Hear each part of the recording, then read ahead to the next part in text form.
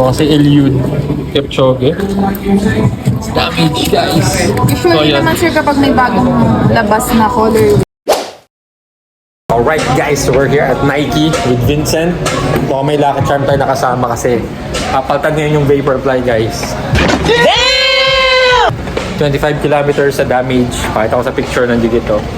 So this time, kuha na daw akong bago. Alright. So tinatanong nila sa akin kung yung pa din daw bang gusto ko. Eh kailangan natin ng race day shoes. You serious? So, kailangan yun ng ating paltan. So, yun guys, ito yung naging problema natin. Wala na ng Eliud Kipchoge na Vaporfly. Nothing actually cannot be done, provided you plan well and prepare well. This is the last pair, 9.5. 9 lang yung size natin. Pag race day shoes, dapat sakto ka. And yung naging damage, pinakita ko na sa picture. So, papaltan today, but walang stock. This is the only size 9 na available, which is, yan, gantong colorway. But, last pair to. So, medyo dilemma tayo ngayon. Alright? Eternity later. I'm showing you the Nike Alpha Fly 3. And ayun nga, I was planning to get another Vaporfly, but a lot of friends and colleagues and fellow runners told me to get the AF3. So finally, after much long-awaited na hinintay natin, nagkaroon ng bright crimson red. Ito nga, na color. So, it's really na in love na ako sa kulay. Talagang sabi ko, grabe, talagang parang ano siya, nakaka-shock.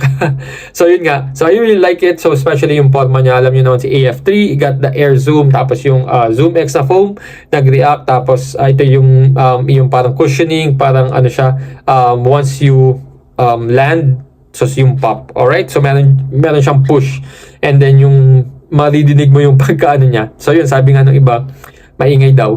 Sana all. Si Nike Alpha Fly kasi parang squishy siya. Pero yun, super swabe guys. And it has the fly plate, the carbon plate at the back, as you can see here. Ang disadvantage lang dito, if nasa parking ka tapos sa mga bato-bato yung parking, so yun, be careful kasi may pwedeng mag-stop yun na bato. Alright? It happened to me twice during the race events. Pero yun nga, once again, the purpose why I need these shoes is during race events. So 10K PF sub 1 challenge. So nag-PR tayo using these shoes. It was the fastest 10K na natakbo natin. And dun sa Vermosa. Second event, ginamit natin to sa Silakbo, sa Nuvali. And nag-PR din tayo, nag-58 plus tayo. So really comfortable talaga sa shoes na to. As you can see, breathable siya dito.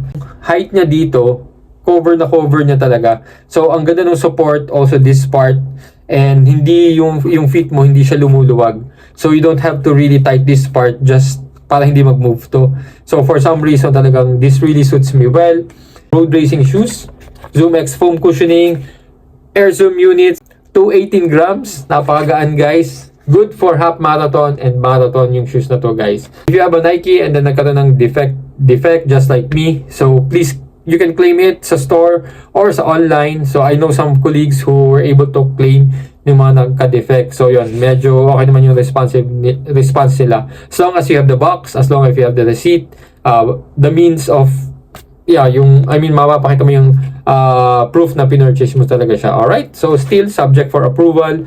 And then, yun nga, nakaklaim tayo ng warranty. And it's really good na nakuha natin itong Nike Alpha Fly compared sa Vapor. Alright, I'm super happy, and once again, we'll see you on my next run. Alright, so run with me, and yeah, see you, bye.